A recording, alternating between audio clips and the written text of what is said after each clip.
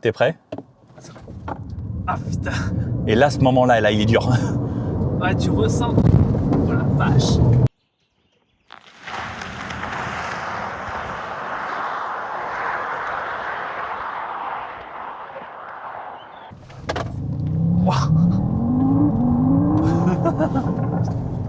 Ah ouais. T'as entendu les petits pop, pop, pop, pop, les petits pétardages? On est déjà passé à quasiment le double d'autonomie en même pas une minute.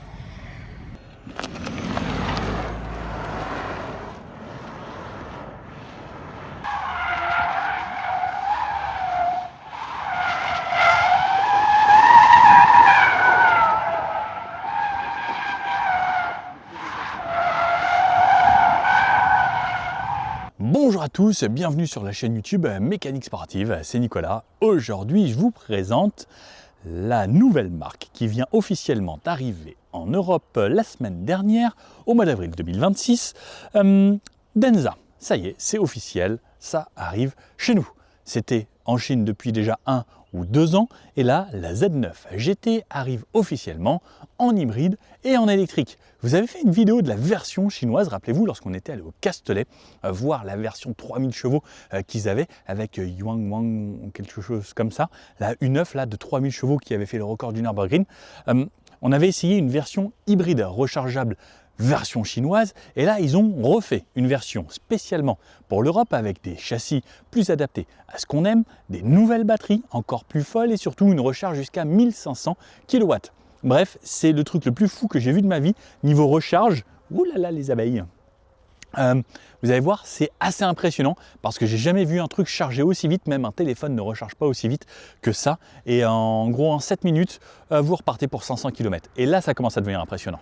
Bon, pour rappeler les caractéristiques de cette voiture, c'est 1156 chevaux, 1210 Nm de couple. C'est des chiffres démentiels.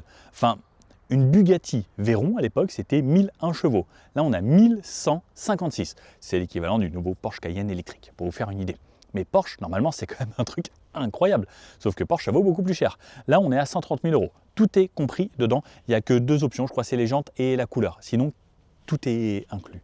Bref, vous avez une voiture de luxe, à la fois un petit peu sportive, parce qu'on ne va pas se le cacher, c'est pas une vraie sportive, c'est une voiture avec énormément de puissance, confortable, spacieuse, prête à tout faire, et la voiture qui recharge la plus vite en France actuellement. Il n'y a pas plus rapide que ça. Il y avait d'autres marques également chinoises qui sont mis à faire des voitures rapides, mais là clairement, on est vraiment un vrai step au-dessus. Et là, celui qui dit bah non, la recharge c'est trop long, etc. Clairement, ça c'est fini. Alors peut-être à la maison, oui, il sera long parce que la batterie fait 122 kWh.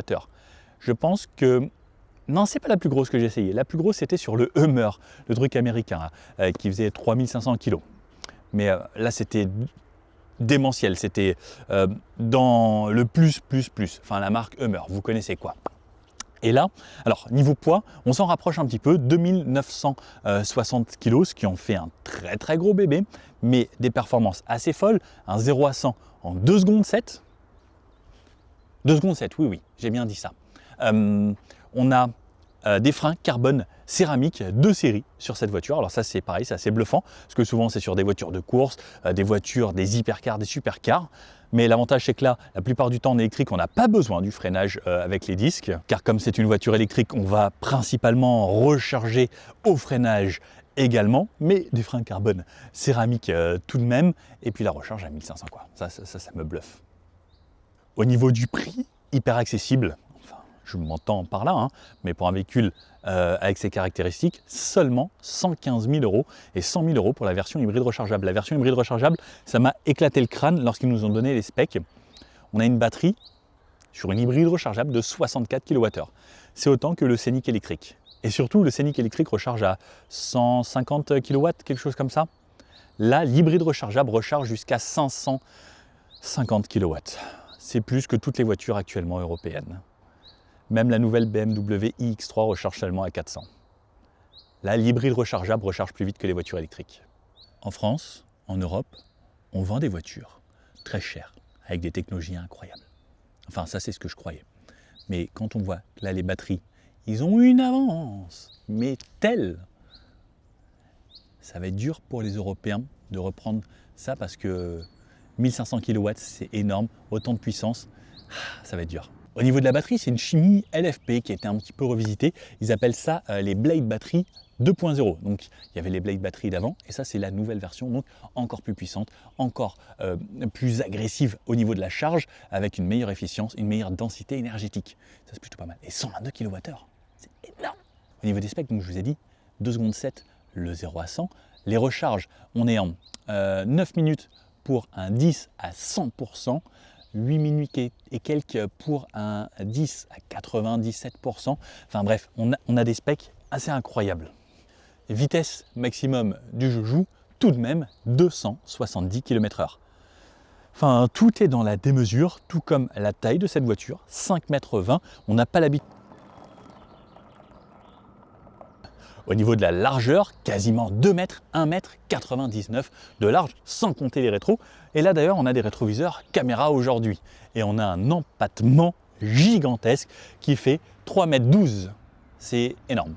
Au niveau de la hauteur, on est sur 1,50 m qui va être variable, puisqu'on a des suspensions pilotées. Et oui, tout ça est de série. 115 000 €, vous avez la totale. Les jantes, énorme, les 4 roues directrices, les 4 roues motrices, un système spécifique qui fait que chaque roue arrière peut tourner dans un sens ou dans l'autre grâce au moteur électrique, un moteur également à l'avant et qui nous donne toute cette puissance. Et ce qui est fou, c'est le parking avec la voiture qui peut tourner avec le style compas. Ça, je vous l'avais déjà montré lorsque je l'avais essayé au Castellet, même l'hybride rechargeable est capable de faire ça grâce au moteur électrique dans les roues arrière qui sont indépendants. Au niveau du diamètre de braquage, comme on a 4 roues directrices, c'est 10,70 m, ce qui est ridicule pour une voiture si grande. Et la version hybride rechargeable, la nouvelle version, on est sur un moteur 2 litres turbo qui alimente également un pack de batterie, donc les 64, et qui fait un 0 à 100 tout de même en 3 secondes. C'est incroyable. Et la version hybride rechargeable fait, elle, 870 chevaux.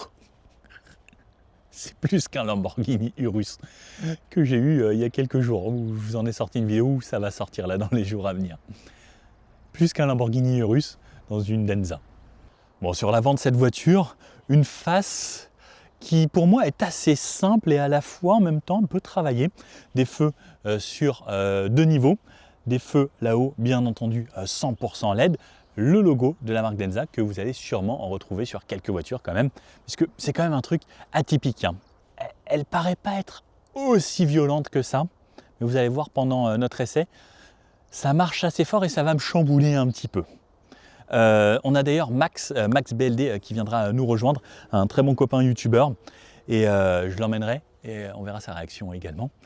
Ensuite, les capteurs ici, on a le lidar là-haut, on testera les aides à la conduite, mais pour moi, je pense qu'ils n'ont pas encore fini de déployer vraiment les aides à la conduite parce qu'il manque vraiment quelques petits trucs, mais ça va arriver puisque c'est vraiment de la voiture qui se lance. Ils viennent à peine de recevoir en France ces modèles, c'est pour ça qu'elles sont en plaque comme ça. La petite lame à l'avant, alors la lame ne joue quasiment pas sur l'aérodynamisme, on a juste des entrées d'air ici et un petit truc là qui s'ouvre ici, à mon avis c'est pour le crochet. On a toutes les aides à la conduite, on a le stationnement automatique et qui est sûrement un des plus rapides actuellement chez nous, caméra 360, etc. Bref, tout ce qu'il faut. Donc je vous ai dit 5,20 m. 1, 2, 3, 4, 5 et 20. C'est long, hein? Ça fait un sacré bébé. Version break. Alors nous en Europe pour le moment on l'aura qu'en version break. En Chine elle existe également en version berline, donc qui se coupe ici avec la malle arrière, puisqu'en Chine ils aiment bien ça. La trappe de recharge se situe donc de l'autre côté, poignée affleurante, des rétros caméras ici qui sont une option finalement chez nous en France, des petites ailes un petit peu marquées, quelque chose d'un petit peu sculpté sur l'avant, mais ensuite des lignes très fluides. Pareil là c'est beaucoup d'arrondis. Donc les 4 roues directrices comme je vous disais. Au niveau de la taille des roues, on est en 21 pouces avec des pneus XL, c'est marqué en gros, et on est en 275 à l'arrière. J'ai pas regardé à l'avant, on est à l'avant en 255 tout de même, ce qui fait déjà une bonne taille, hein. Le pack de batterie est situé donc en dessous, comme d'habitude, 122 kWh pour ceux qui connaissent l'électricité. C'est juste énorme. Le petit truc un peu spécifique, c'est qu'on retrouve le logo Denza également à cet endroit-là. Alors c'est pas marqué Denza, c'est marqué à l'arrière tout de même. Mais sinon, on ne saurait pas vraiment savoir ce que c'est. Un petit coup de 3/4 arrière, avec surtout, on commence par le haut, au bout de ce grand toit vitré, cet aileron ici, alors double becquet, avec au centre le troisième feu stop ici avec 2 barres verticales et 2 caméras qui servent pour les aides à la conduite et également au rétroviseur caméra. Ensuite, on voit que c'est assez incliné. Il n'y a pas d'essuie-glace. Par contre, j'aurais bien aimé en avoir un caché ici. Enfin, ça aurait pu faire un truc cool. Le logo Denza et 2 énormes feux. Et je vous avoue que d'ici, le popotin paraît juste gigantesque. Il est musclé, il est costaud, hein. La trappe de ce côté-là, comme je vous disais. Le Denza Z9 GT qui nous est rappelé là pour savoir ce que c'est, puisque c'est vrai, sinon on ne saurait pas.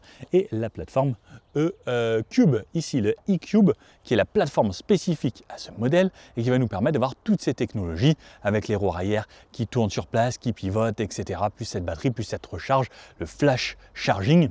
Ouais, là on peut vraiment appeler ça le flash parce que c'est hyper rapide. Ils ne nous ont pas donné les volumes de coffre, j'aurais bien aimé vous le donner. Après, sur l'arrière, c'est quand même très travaillé. Moi, j'aime bien, c'est plutôt sexy. Qu'est-ce que vous en pensez? Bon, après, bien entendu, on a une ouverture automatique. Bon, le coffre est assez chargé là, tout de même. Ce qui est marrant, c'est la finition au niveau du coffre. Ils ont mis une sorte de moquette ici, une sorte de moquette là, une sorte de moquette sur la plage arrière ici. Bref, c'est quand même bien fini. Il y a assez peu de plastique, ou même les plastiques sont franchement bien. Et là, une sorte de suidine, mais une sorte d'alcantara, mais différente, qui est plutôt pas mal. On a un plancher ici qui se relève. Alors, je n'ai pas encore ouvert. Alors, il y a juste un tout petit espace de rangement ici et un petit peu sur la profondeur. Sinon, ce sera principalement là le coffre. Bon, je vais mettre comme ça parce que j'ai pas envie de sortir toutes mes affaires, mais en gros, je pense que je peux rentrer ici tout de même. Et de ce côté-là, eh bien la trappe de recharge, hein, avec, comme on connaît chez nous, mais sauf que cette fois-ci, c'est la voiture qui charge le plus vite de ce qu'on a chez nous, 1500 kW ici. Ça, c'est vraiment hallucinant. Allez, ouvre-toi. Merci. Oui, parce que je n'aime plus faire beaucoup d'efforts maintenant que je suis habitué à ça. Allez, je rentre ici tout de suite. Waouh!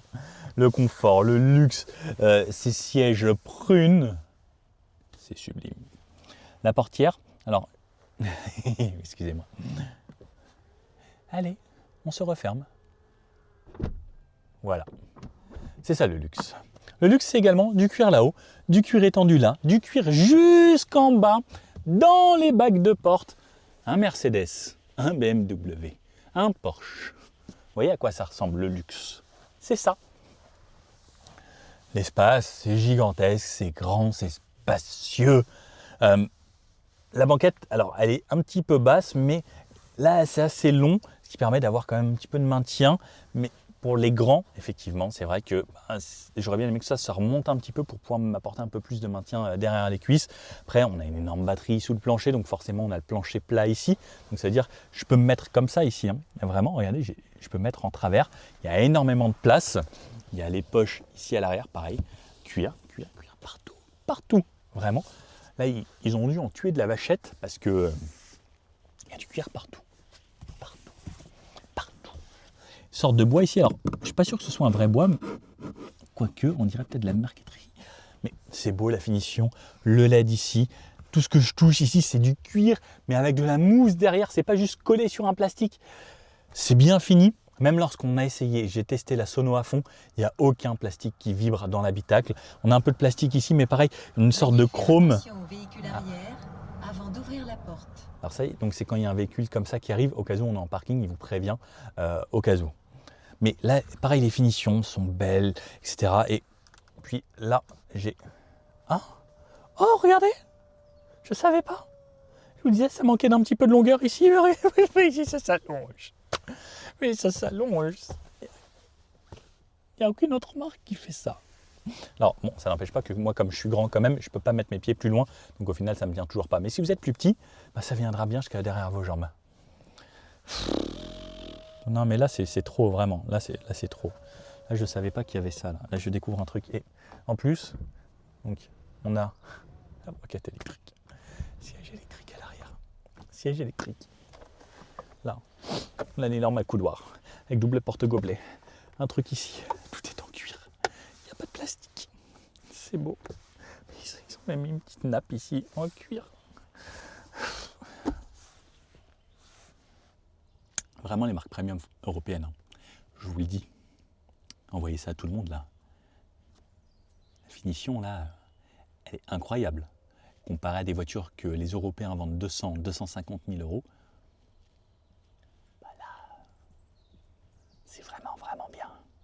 Sono dévialé. Les petits miroirs ici. Vraiment comme une Rolls-Royce d'époque. Ou les vieilles Bentley. Avec la lumière là. Et puis pareil, pour ouvrir, vous regardez un petit peu comme ça et...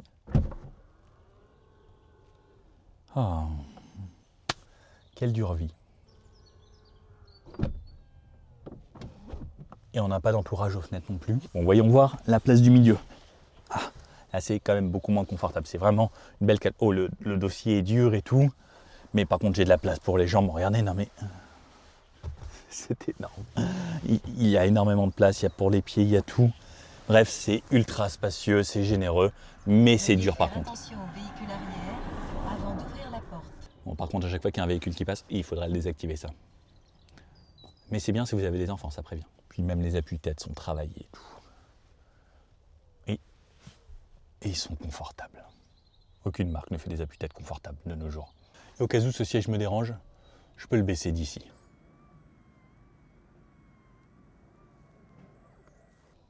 Et en plus, ils ont pensé à tout. Ça touche même pas.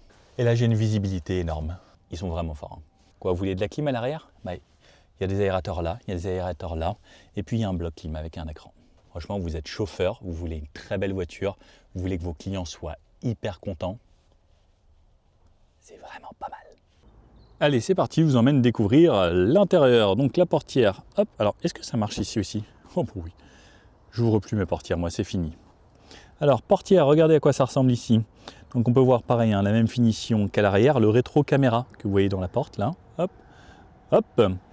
La finition pareil, hein, exemplaire partout, surtout. Le Denza ici, rétro-éclairé. Oui. Alors, elle vous prévient toujours au véhicule avec la portière. Regardez, bah, il y en a une qui roule là. Hop là. Donc la finition, moi j'adore, franchement c'est très beau. L'ouverture du coffre deux fois. Alors ça c'est quoi? Ah, c'est le coffre avant. D'ailleurs, j'en suis sûr que personne ne vous a parlé de ça. Hop là. Ah, Frank. Beau Frank. Je pense qu'on a bien 50 litres à mon avis ici, ce qui est vraiment, vraiment pas mal. J'ai pas les chiffres puisqu'ils nous les ont pas donnés, mais hop là. En plus, double pression électronique, première fois que je vois ça, vraiment incroyable. Pare-brise, vous voyez, avec les filtres et tout. Bref, on est au top. Vitrage ici, acoustique. Double vitrage, donc feuilletage, tout ce qui va bien. Le pédalier ressemble à ça. Les sièges électriques avec les petits boutons style cristal, c'est juste sublime. Le siège est beau, tout est beau, même la finition du plastique teinté directement dans la masse.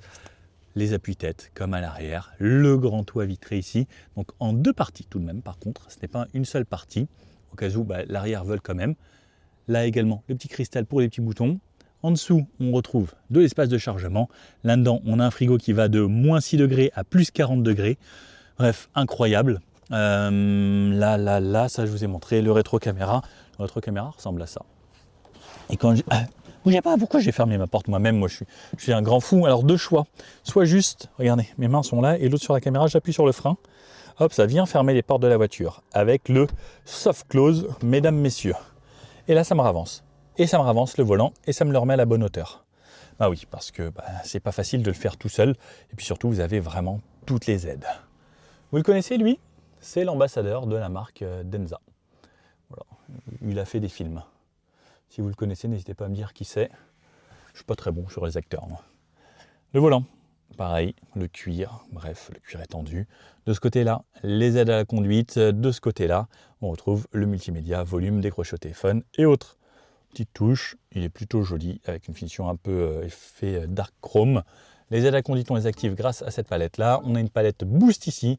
Lorsqu'on la tire et qu'on reste appuyé, eh bien, on va avoir un effet vraiment boost comme ça. Donc là, vous voyez, ça vous donne cette sensation là.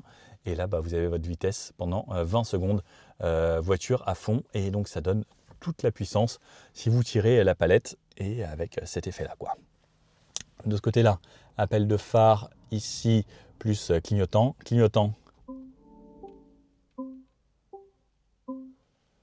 Alors je sais pas vous, mais moi le bruit, personnellement, j'ai beaucoup de mal.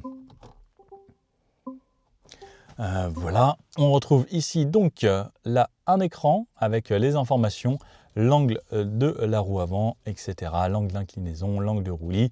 Là, on a des infos, le pourcentage de batterie, combien de kilomètres je ferai avec ces 58%, en sachant que nous, on a roulé à notre guise, la température, les infos, etc. Plus savoir si je suis en parking neutre, etc. Et le kilométrage de la voiture.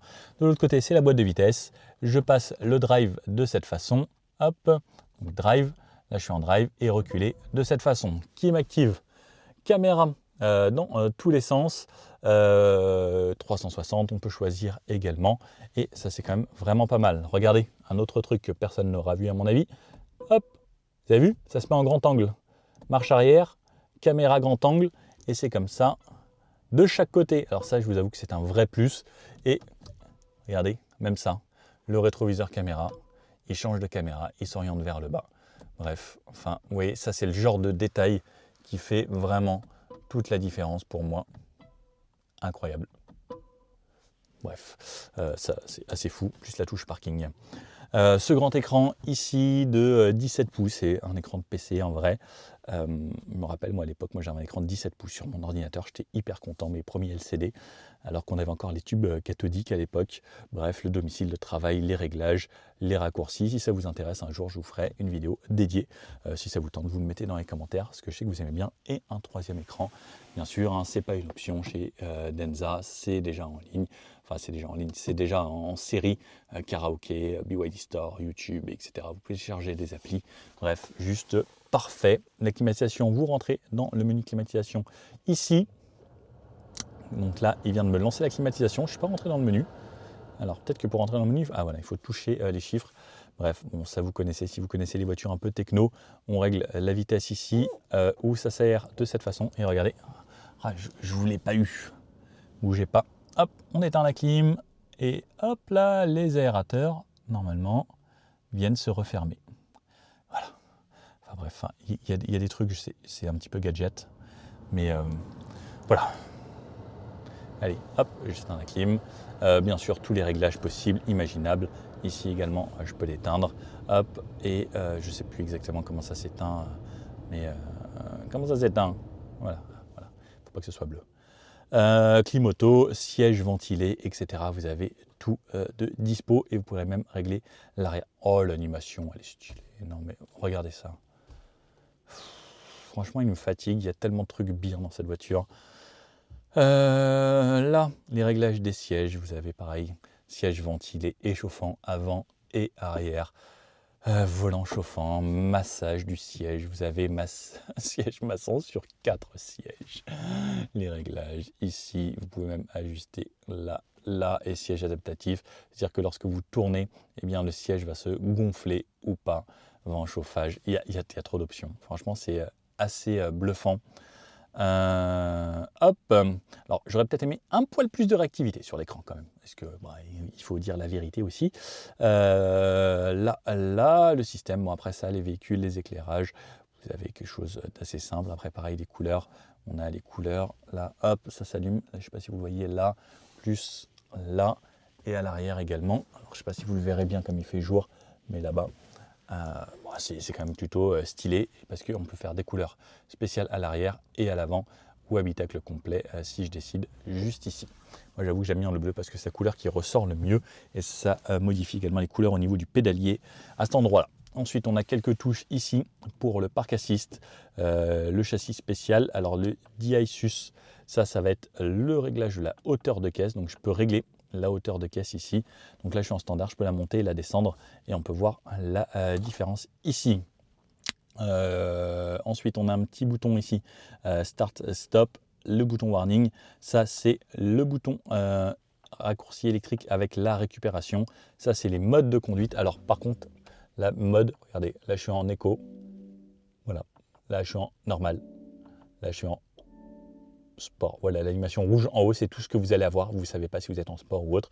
C'est juste que là, vous allez avoir un truc qui pousse. Donc, il y a le mode neige, éco, normal et sport. Et le désembuage à l'avant. Double chargeur par induction, 50 watts. Donc, les doubles 50 watts. Alors, ça, pareil, c'est lui quasiment jamais vu. Ensuite, porte-gobelet. Ici, petit badge avec la clé. Alors, la clé, si vous vous demandez à quoi ressemble la clé assez simple. qui ressemble à ça. On peut la démarrer à distance, ouvrir le coffre et verrouiller ou pas. Ici, hop, et refermer ça. Là, de ce côté-là, je fais ça. Hop, donc là, vous pouvez voir la température auquel on va régler ici. Hop, et je passe. Non, ça marche pas. Ah si, ça marche. Non, mais même l'écran est tactile et tout, il est sensitif. Regardez, là, je passe de -5 à... Hop, allez, s'il te plaît, refais-le-moi. Mais tu me l'as fait, là. Bref, vous avez vu le truc. Là, je suis à -6 degrés, donc congélateur. J'allume, j'éteins. Hop, ah non, c'est ça, chaud ou froid. Ok. J'ai cru que ça marchait comme ça, mais ce serait incroyable. Et donc là, j'ai mon frigo. Et vous voyez, c'est vraiment comme l'intérieur d'un frigo. Vous pouvez vous en servir de boîte de rangement ou de vrai frigo. Vous l'activez ou vous le désactivez et vous verrouillez comme ça ou pas. Incroyable. Là, c'est pareil, regardez cet environnement. Enfin, environnement incroyable avec les écrans, les caméras et autres. Donc, on retrouve au final 5 écrans, 6 écrans. Donc, ça fait 1, 2, 3, 4, 5, 6 écrans.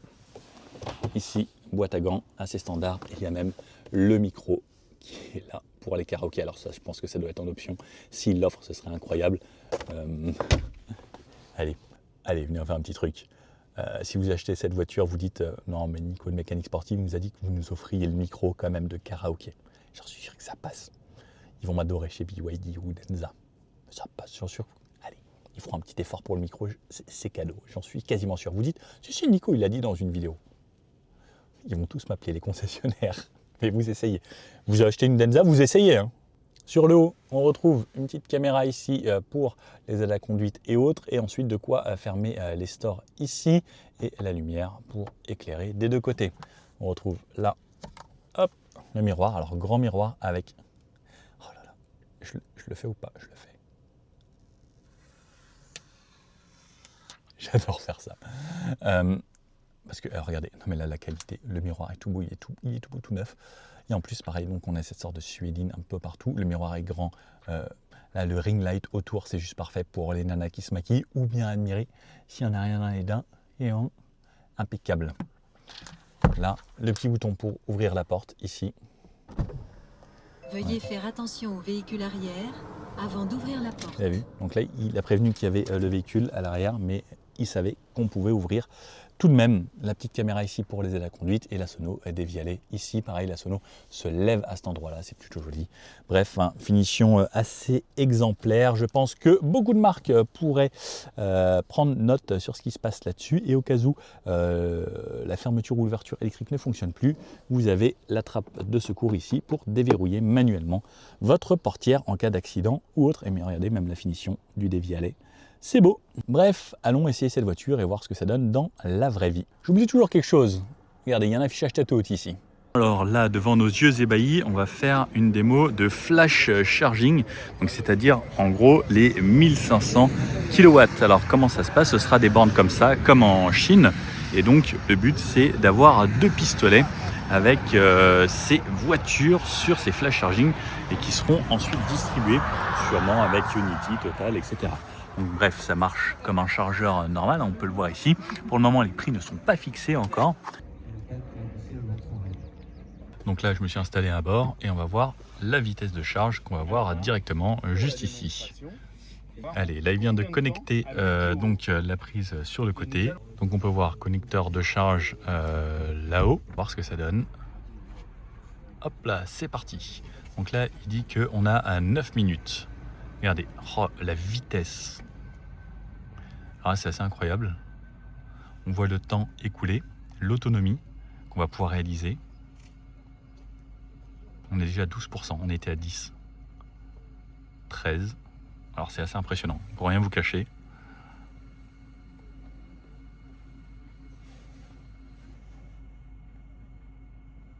Alors ce qui est dommage, c'est qu'on ne voit pas la puissance en temps réel. Donc on a juste la vitesse de charge.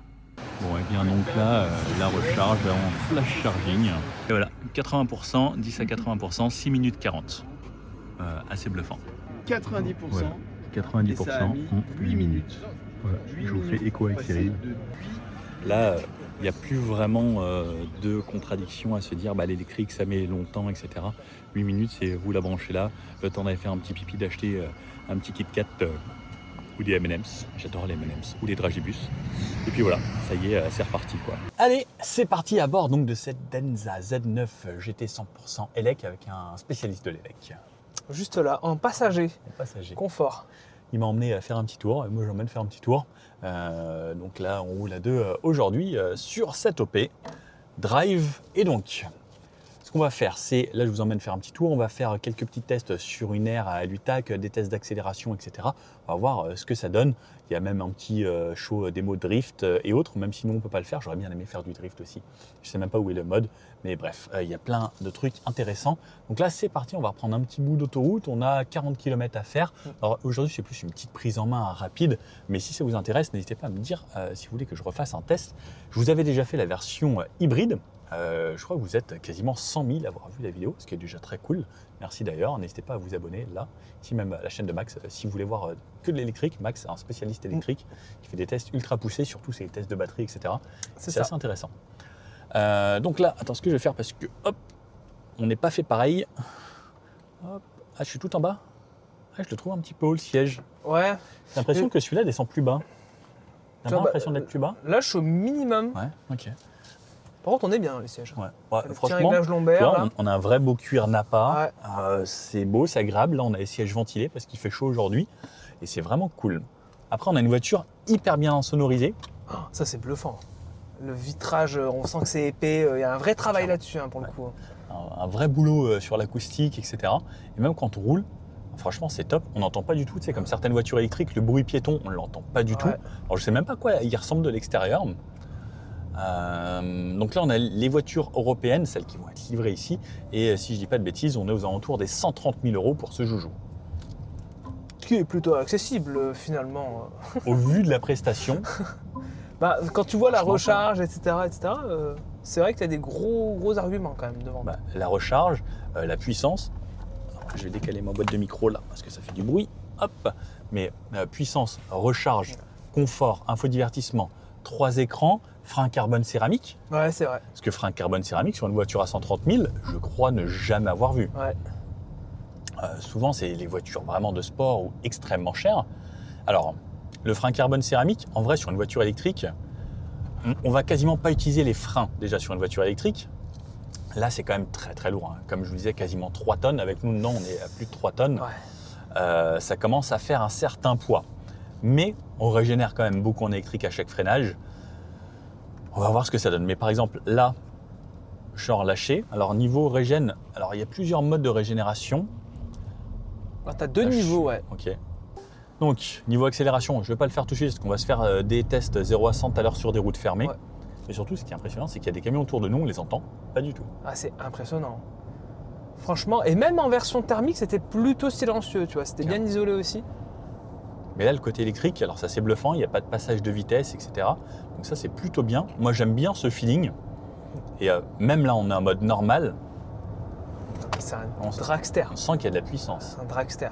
Mais en mode sport, pour rien vous cacher, c'est vraiment beaucoup. Ouais. Il y a 1156 chevaux quand même. Après, 4 roues directrices, tu vois, par exemple, dans ce genre de virage, on sent légèrement, sur des longues courbes, et plus on va vite, plus on le ressent, que l'arrière emmène petit à petit progressivement, et ça rend la voiture, en fait, fluide. Une fois qu'on s'y habitue, au début, c'est un petit peu déroutant, le fait que ça tourne comme ça, et que tu sentes l'arrière qui fasse un peu comme un serpent. En ville, c'est incroyable. Ah, mais le diamètre de braquage, tu l'afficheras, mais il est tellement bas. Ouais, je crois que c'est aux environs des 11 mètres. Ouais. C'est un peu en dessous des 11 mètres, si je dis pas de bêtises. C'est impressionnant. Pour une voiture qui fait 5 mètres et quelques, c'est pas mal. L'avantage, c'est que là, on est à 75 derrière un camion, on double, et Ouais. on est déjà à 110. 110 C'est en un appui. Mais tu c'est sens, clair, tu vois, que la voiture... En fait, c'est comme dans beaucoup de voitures chinoises, surpuissantes, c'est que ça se cabre tout de suite. Ouais. Tu sens que comme la voiture est dans l'ensemble assez souple, puis là, en plus, t'es en mode normal, Ouais. que bon, tu te dis, waouh, il y a un surplus de puissance, quoi. Ah, c'est assez bluffant, c'est assez déroutant. Et elle se veut très confort, parce que c'est des voitures à la base typés marché asiatique, mais qui ont Ouais. quand même été entièrement repensés pour l'Europe. Ouais. Parce qu'actuellement, en Chine, ils n'ont même pas ces versions qui sont les plus poussées actuellement pour l'Europe, puisque c'est la marque qui se lance principalement en Europe maintenant, parce que Denza, ça fait quelques années que ça existe en Chine. Mais là, ils l'ont lancé et ils ont revu un petit peu les standards, parce que nous, on a des standards assez spécifiques. Mais tu vois, attends, on va retenter ça. Parce que Nicolas, il est un petit peu bête quand même dans la vie, parce que là, on a testé en mode normal. Alors ça, c'est quoi? Ça, c'est la régène. Donc, on va passer en mode sport. Là, les amis, je suis à 90. Je laisse passer pour pas surprendre les gens. T'es prêt, Max? Allez. Pouah. 134. C'est délirant. Mais tu vois, t'as vraiment ce truc de... Ouais. Ça manquerait un peu de fermeté selon moi. Ouais. Que Tu ça vois. vire un peu plus à plat et que ça accélère Voilà. plus à plat. Là, tu sens, et enfin, on le verra aussi au 0 à 100 tout à l'heure. Ouais. Vu de face, tu vois l'avant de la voiture aussi qui se lève. Bon, ça a un effet sympa, mais quand tu es à l'intérieur, c'est vrai que tu as cette sensation de surpuissance quoi, Ouais, clairement. pour le reste de la voiture. C'est Alors, assez particulier. c'est pas une voiture sportive non plus. Non. En fait, ils ont voulu faire une sorte de classe S, mais avec 1000 chevaux, quoi. Et je me pose vraiment la question, pourquoi ils font ça? Tu vois? C'est le Pourquoi toujours avoir plus. 1000 chevaux Est-ce que c'est un vrai argument commercial? Est-ce que vous, ça joue le fait de se dire il y a 1000 chevaux? Parce que regarde par exemple la classe S, pas la classe S, la modèle S. Est-ce qu'il s'en est tant vendu que ça des plaids au final avec les 1020 chevaux? Non, mais en fait, j'ai l'impression que les 1020 chevaux de la Plaid sont tellement mieux exploités parce que la voiture, pour le coup, elle est vraiment, on va dire, axée sport. Ouais. Ici, comme c'est axé confort, pourquoi tu mets 1000 chevaux dans une voiture axée confort? C'est vrai. Mettez au moins 500, 600, c'est déjà largement suffisant, quoi. Et je pense Du que c'est coup, tu sais, la course au toujours plus parce que je pense que leur but c'est de concurrencer, tu vois, Porsche avec la Panamera et ce genre de choses. Et je pense qu'ils se sont dit, bah tiens, viens, on essaye de faire mieux que les meilleurs et il faut faire plus. Et au niveau des chiffres et de la mesure, et je pense que pour le marketing, ça marche aussi. Ouais, et tu vois. Après, c'est un vaste débat, je pense qu'on pourra en parler en commentaire, Ouais. mais bon. Qu'est-ce que vous en pensez, vous? Est-ce que pour vous, 1156 chevaux, c'est suffisant? C'est trop ou c'est pas assez? Moi, je pense qu'il faudrait 1005. 1500, c'est pas mal, 1500. Comme la Xiaomi, la Sucette Oui, c'est Ultra. vrai. La Sucette Ultra, c'est 1600, je crois, si je dis pas de bêtises. Bon, testons donc les aides à la conduite. Donc pour tester, il y a une palette ici qui donne les aides à la conduite. Régulateur de vitesse intelligent activé. Alors là, par exemple, on va sur un camion. Donc juste pour voir déjà à cette vitesse, on va accélérer. Alors déjà là, on a 118 km/h. Je trouve que l'insonorisation est extrêmement bonne. Ah ouais, c'est propre. Là, on entend plus les bruits du vent que les bruits de roulement. Et ça, c'est quand même assez rare.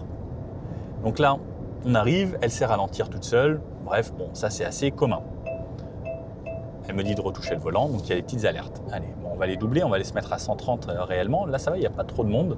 Donc, on va monter à 130, vitesse max 130. Alors, par contre, elle met des à-coups alors que j'étais sur une voie où le camion était sur le côté. Et pourtant, il y a un lidar, etc. Alors, je ne sais pas si c'est parce que c'est des voitures de pré-série ou autre. Mais pour le moment, pour moi, c'est perfectible encore, ces aides à la conduite. J'aurais aimé que ce soit plus fluide.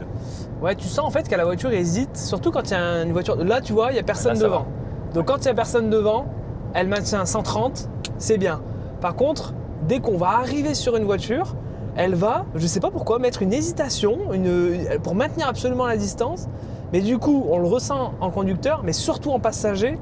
Toi, tu l'as ressenti, là, je le ressens. C'est pas agréable. Et c'est des petits à-coups comme ça. Ah ouais. Alors que d'habitude, c'est assez fluide. Souvent, ça relâche gentiment. Et en fait, là, j'ai l'impression qu'elle essaye de faire ça à une fréquence très rapide et te dire non, je suis toujours à pile poil à la bonne vitesse et à pile poil à la bonne distance. Tu vois, comme si et elle hésitait, mais après, elle réaccélère un petit peu. Elle se dit ah non, je suis trop près. Ah non, je suis trop loin. C'est ça. Et en plus, on le voit sur c'est de ce l'écran. côté, ouais. Après, quand il n'y a personne devant, là, tu vois, c'est parfait. Ouais. Elle reste, elle stabilise bien. Donc, c'est assez agréable. Mais par contre, moi, je suis assez bluffé. En plus, avec les rétrocaméras, ce qui fait qu'il y a moins de bruit, avec moins de résistance à l'air ici. Donc, en vrai, c'est quand même plutôt pas mal. Et est-ce qu'on a un système de dépassement auto? Alors, est-ce que si je me remets clignotant à droite, Bah non, elle fait on n'a rien. pas. Ouais. On a essayé de chercher dans l'écran. Mais, donc par exemple, allez, je mets le clignotant et je force. Par contre, quand je force, elle me désactive les aides. Ouais. Et, Ouais, et tu dois elle le fait des trucs réactiver. bizarres.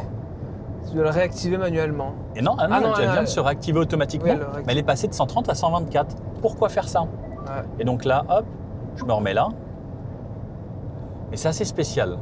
Et tu vois, là, par exemple, là, il y a des hésitations très bizarres. Et en fait, c'est dommage que c'est pas transparent, parce que normalement, ce type d'aide, c'est censé être transparent. BMW, par exemple, le fait très bien, parce que maintenant, le système, tu l'actives à l'entrée de l'autoroute, et même si tu appuies sur le frein, il va rester activé. Ouais. Donc, c'est totalement transparent. Là, tu te bats, non seulement tu sens un petit peu les hésitations, tu dois le réactiver avec la palette. Des fois, avec le volant, il faut mettre un petit… Donc, en fait, finalement, le système est pas si agréable, et c'est dommage dans une voiture à 115 000 €. Ouais. Et tu vois, là, par exemple, on sent, c'est des petits à-coups. En fait, elle freine comme ça. Et hop, radar ici, attention. On ralentit. Mais c'est vrai. Ah, par contre, tu vois, le système de BMW, à la fois j'ai aimé, mais à la fois j'ai pas aimé.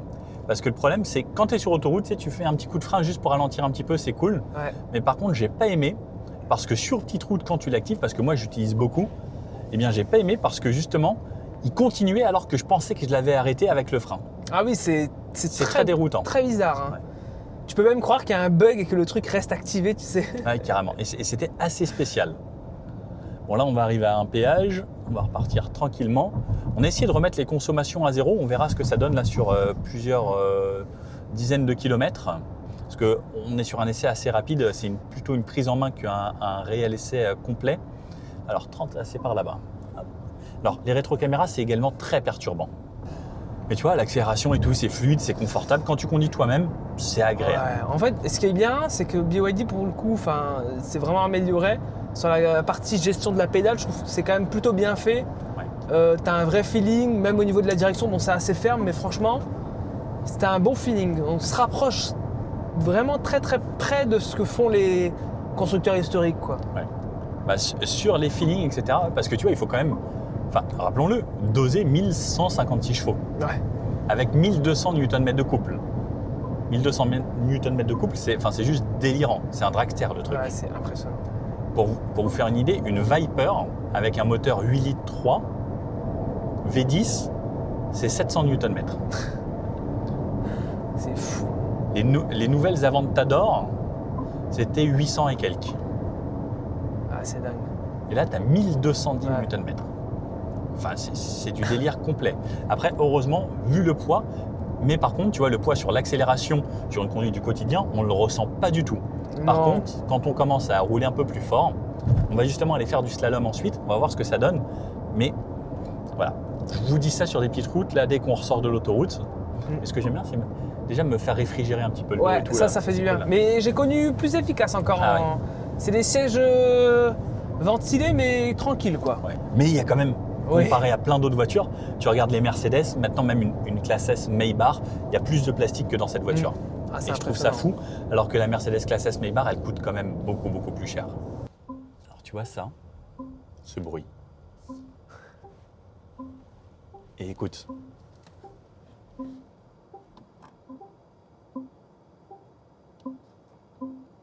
Quand tu changes de côté, ça ne le fait pas sur celui-là, mais sur l'autre Denza qu'on a eu ce matin, ça a changé de son selon le côté. Ah, ok. Mais je ne trouve pas plaisant. En fait, on a l'impression que c'est une alarme de survitesse, Oui. un truc qui vient vous embêter. C'est ça. Et c'est un petit peu gênant. Par contre, suspension confortable, suspension pilotée, réglable électroniquement, hauteur, compression, etc. Elle sait gérer tout ce qui va bien. C'est plutôt plaisant. Regarde là, par exemple, tu vois, les 4 roues directrices. Ah, tu le ressens bien. Tu vois, là, ce genre de petit zigzag. Ouais. Moi, j'adore.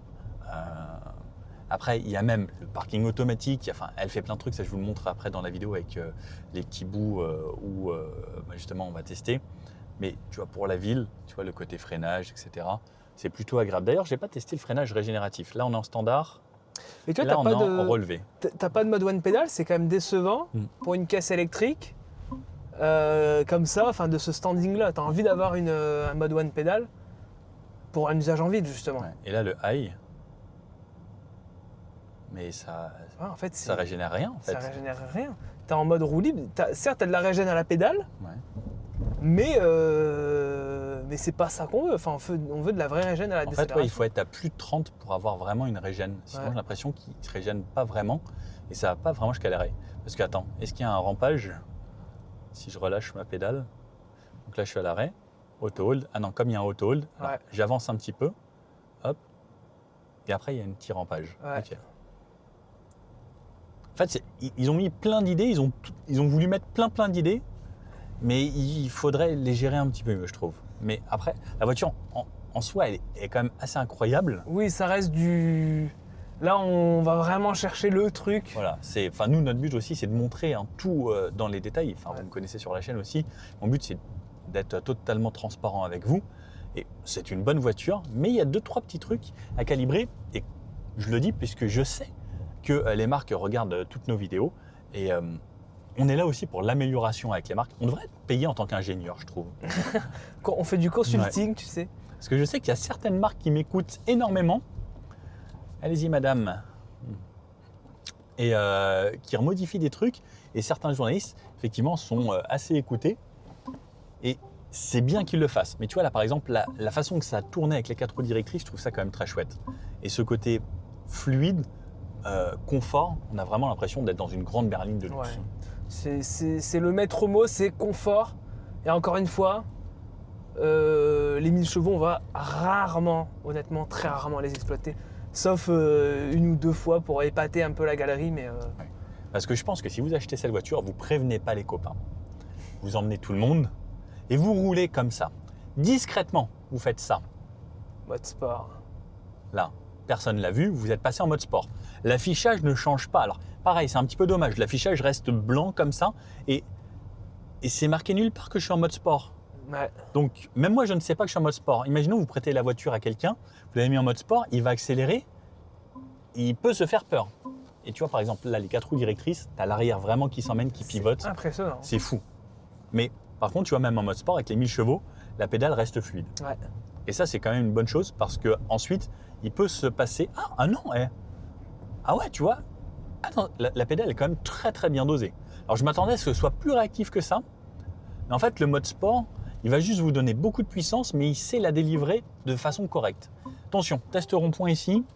Allez, on braque à fond. Allez, Ah mais regarde, on monte carrément sur le rond-point. ça braque trop. En vrai, ça braque quand même vraiment bien. Vu Mais la c'est taille de l'engin, impressionnant, tu te rends compte? je m'attendais pas à ce que ça braque aussi bien. Le clignotant, par contre, Non mais ouais, vraiment, il prend la tête et je pense. je ne sais pas si on peut le modifier Je sais pas, quelque part. c'est un réglage, tu vois. Ça c'est le truc. Il y a certaines marques, on peut le régler. Chez Renault, on peut régler le son, par exemple. Mais je pense pas là. Ouais, je pense que Ah, honnêtement. petit message, restez concentrés sur la route, parce qu'il y a une caméra là qui me filme. Ça, c'est ce qu'on retrouve également maintenant chez beaucoup de voitures. Son simulé. Ah non, ça c'est le clignotant. Sont simulés. Oh, Oh là là. On n'avait pas vu ça. Oh, t'as entendu le passage de rapport? Ouais, c'est hyper Attends. bizarre.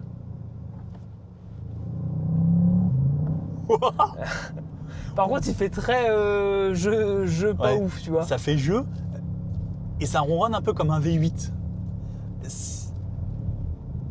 Mais passage de rapport et tout, Ouais. énorme. Eh, t'as vu, je regardais dans les trucs, je fais son simulé. C'est très bizarre. Alors, ça amène un petit truc, c'est marrant. À voir sur une grosse accélération, ce que ça va donner. Ouais, faut voir. Bon alors, le son sur petite route.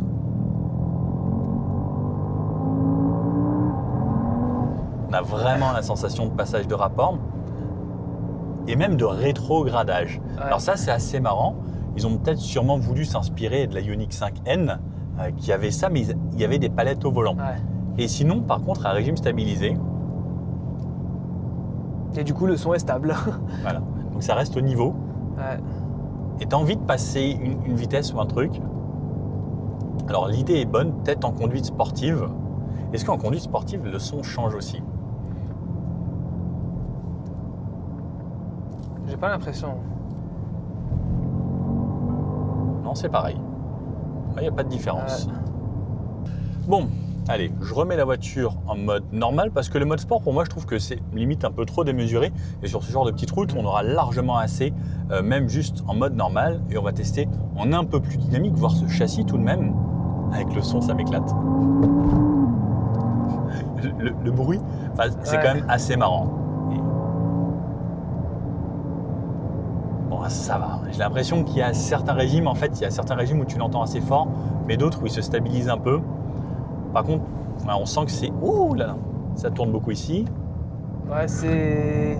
Alors, on sent que c'est lourd, ça s'appuie un peu sur l'avant. Heureusement que les roues arrière sont directrices pour pouvoir récupérer et faire en sorte que la voiture ne va pas sous-virer. Sous-virer, c'est quand l'avant glisse et le fait que l'arrière emmène comme ça redirige l'avant également. Et ça fait réellement la différence, surtout sur ce genre de voiture. Et...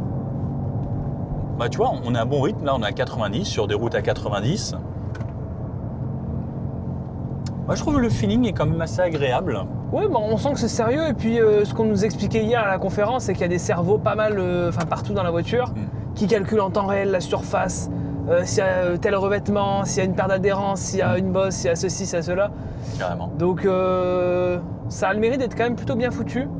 Mais encore une fois, à conduite à rythme un peu élevé, ouais, c'est pas fait pour en fait. c'est pas fait pour. Et honnêtement, ouais, tu sens que c'est assez lourd, assez pâteau quand même. Hein. Ouais. Pour de l'autoroute, rouler vite sur autoroute, Autobahn, elle saura faire sans problème. Ouais. Sur petite route de campagne, privilégier le mode comme ça avec un peu de dynamisme, mais c'est pas une voiture de course. Non. Quoi. Donc là, on va tester le parking. Alors, plusieurs façons. Il y a le mode de parking de recherche automatique, etc. Là, on va se garer et faire glisser l'arrière dans une place assez étroite. Hop. Là, on lui dit de chercher une place. Voilà, on est en train de circuler dans une rue, pas forcément avec de lignes. Ok. Et là, par exemple... Et on voit sur le décor que, alors un petit peu plus, on ira au parallèle de cette place pour la détecter. Parce que là, il n'y a pas de ligne. Okay. Alors, quand on a le logo E3, c'est que effectivement l'e-cube est bien activé. Donc, c'est la fonction drift pour rentrer dedans. Ok, donc là, je clique dessus. Voilà, on sélectionne la zone, on démarre le système. Et là, on ne touche plus à rien, on se laisse. Et je relâche les freins et c'est tout. Exactement. Donc là, je touche vraiment rien. Voilà. Et elle va nous donner aussi une petite information pour laquelle on va pouvoir s'inspirer pour la sortie. Ok. C'est l'angle dans lequel elle va faire ce mouvement. D'accord. Donc là, l'avant gauche va être notre pivot. Ok. Et elle va prendre 36 degrés latéralement par son arme. Énorme.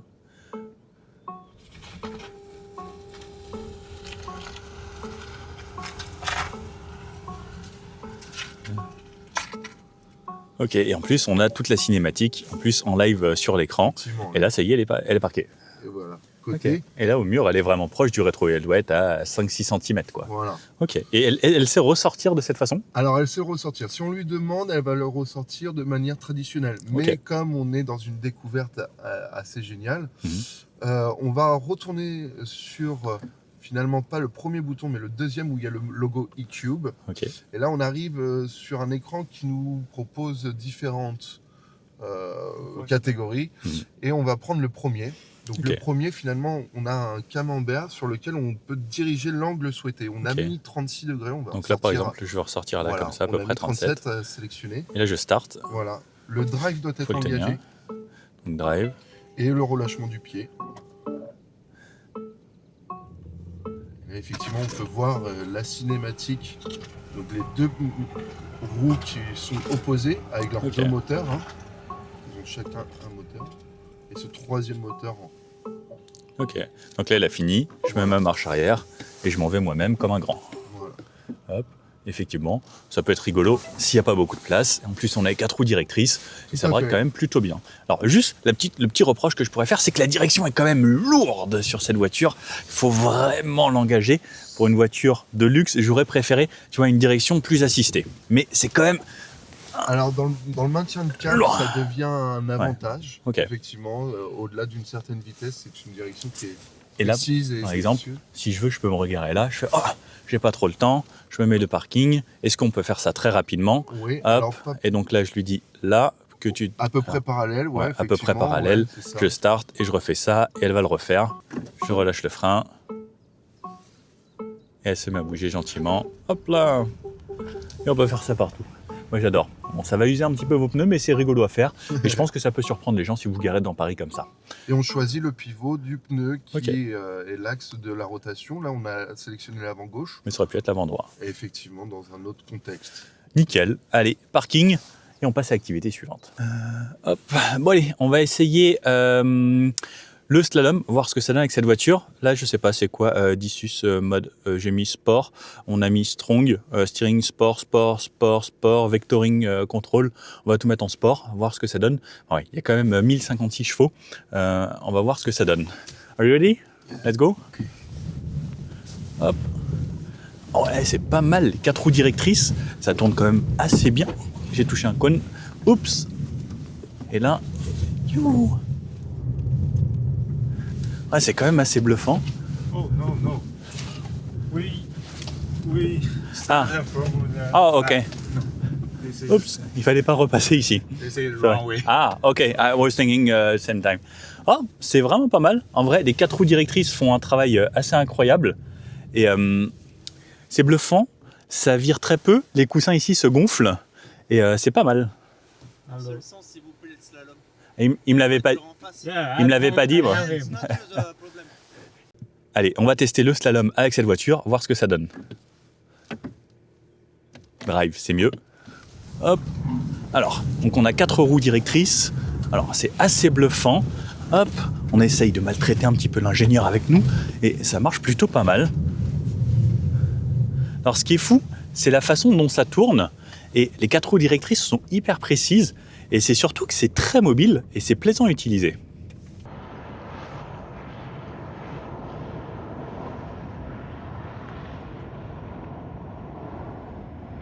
Petit truc, je teste là la sono Devialet, donc avec un ingénieur qui vient directement de chez Denza.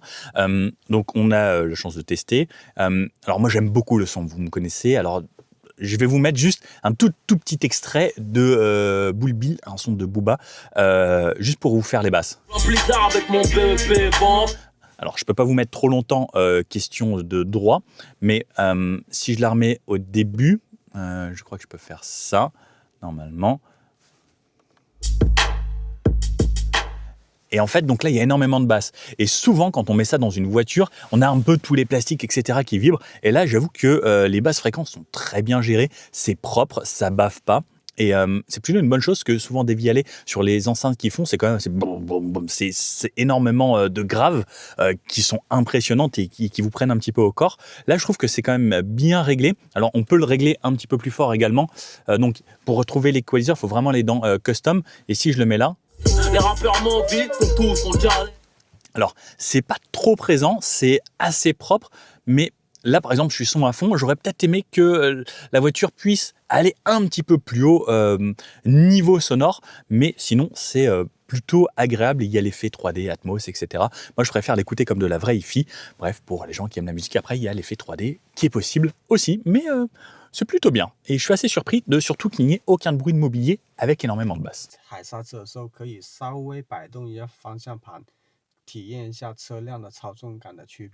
In normal mode and snow mode, when braking on the wet tiled surface ahead, you can slightly turn the steering wheel to feel the difference in vehicle handling. Ok, bon, bah on va tester donc en gros à 50 km/h freiner sur une surface glissante. On est en mode snow et après on fera le mode expérience et on va voir ce que ça donne. Let's go! Allez, donc on part. Alors comme on est en snow mode, on n'a pas les 1000 et quelques chevaux, donc on est aux alentours de 50 km/h. 50, yes, and braking. Wouh! Oh! Ah ouais, on est sur une zone ultra glissante. En fait, on est sur une sorte de carrelage. Et en fait, la voiture... Alors là, c'est vraiment comme si c'était de la neige. C'est assez bluffant. Et la voiture est vraiment restée toute droite, même en bougeant le volant de gauche à droite.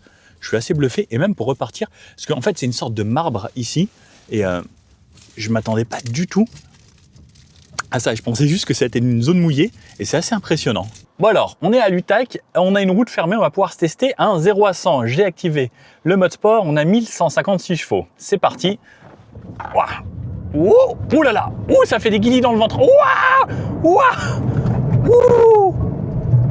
Ouh là là là là. Ouh ça. Oh les warnings. Ouh, ça fait des petits guillis. Ça faisait longtemps que j'avais pas ressenti ça.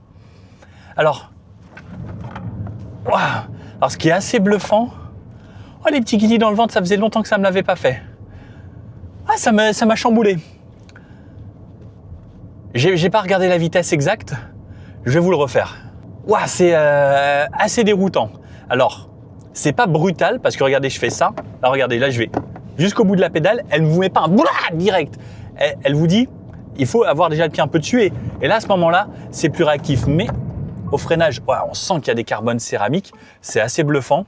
Par contre, on sent quand même que c'est lourd parce qu'on est quasiment à 3 tonnes avec cette voiture. Alors, les performances sont incroyables. Par contre, ils mettent le warning à chaque fois qu'on freine fort. Mais ce qui est bluffant, c'est que ça vous emmène et au début, vous vous dites oh, « ça va ». Et en fait, le temps que votre réflexion arrive à « ça va », en fait, non, ça va pas. Et c'est assez insolent comme accélération. Allez, en plein centre de la route, et on va faire un 0 à 100, 0. Waouh 100.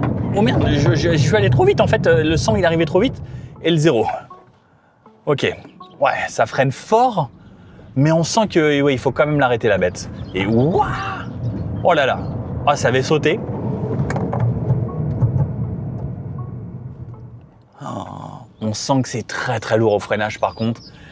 C'est une voiture qui accélère très fort, mais on sent que c'est pas fait pour non plus vraiment faire du circuit. Et pour les demi-tours, c'est assez marrant.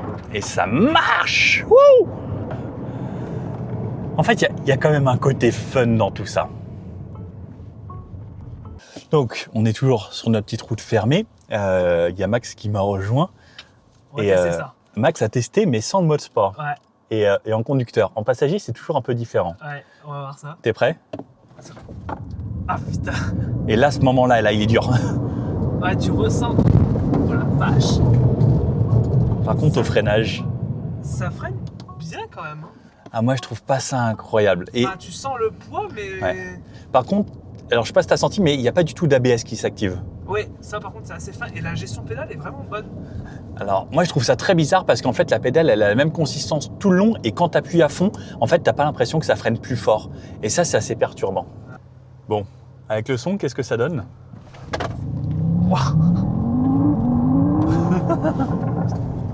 Ah ouais. T'as entendu les petits pop, pop, pop, pop, les petits pétardages? C'est énorme. J'adore. Mais tu vois que c'est quand même. Dans la Ioniq 5N, tu as vraiment le caisson de basse à l'arrière Ouais. qui le simule. Là, ça vient un peu de l'avant. Ouais, Et c'est un peu bizarre. bon, il se passe un truc. Bon, il y a quand même le côté un peu marrant en sport. Ouais. Bon alors, au final, qu'est-ce qu'on en pense de cette Denza Z9 GT 100% électrique? Alors, si vous n'êtes pas encore fan de l'électrique, il y a la version à seulement 870 chevaux disponible en hybride rechargeable avec une batterie qui est aussi grosse que celle d'un Renault Scénic. Ce qui est totalement délirant pour moi. Mais vous pourrez rouler quasiment 200 km en électrique au quotidien et partir en vacances juste en mettant de l'essence. Ça, c'est quand même très agréable. Si vous voulez le côté électrique, regardez-moi ça. Là. Vous aurez le même confort dans la version hybride rechargeable. Ce sera la même chose, sauf qu'elle sera hybride rechargeable et qu'il y aura un moteur. Alors que là, vous n'aurez jamais de bruit. Vous aurez toujours ce côté très silencieux, très agréable. Et puis, 1156 chevaux. Je vous avoue que c'est totalement délirant, cette puissance. Est-ce qu'on en a besoin? Absolument pas. Est-ce que vous allez vous en servir? Très peu, à part pour montrer aux copains, ou si vous êtes vraiment bipolaire, un petit peu comme moi. Par contre, est-ce que c'est bien comme intérieur? Oui. Est-ce que c'est bien fini? Oui. Est-ce que c'est beau? Oui. Est-ce que c'est confortable? Oui. Est-ce que c'est technologique? Oui. Est-ce qu'il y a tout ce dont on a besoin? Oui. Est-ce qu'il y a plus que ce qu'on a besoin? Oui. Une charge aussi rapide?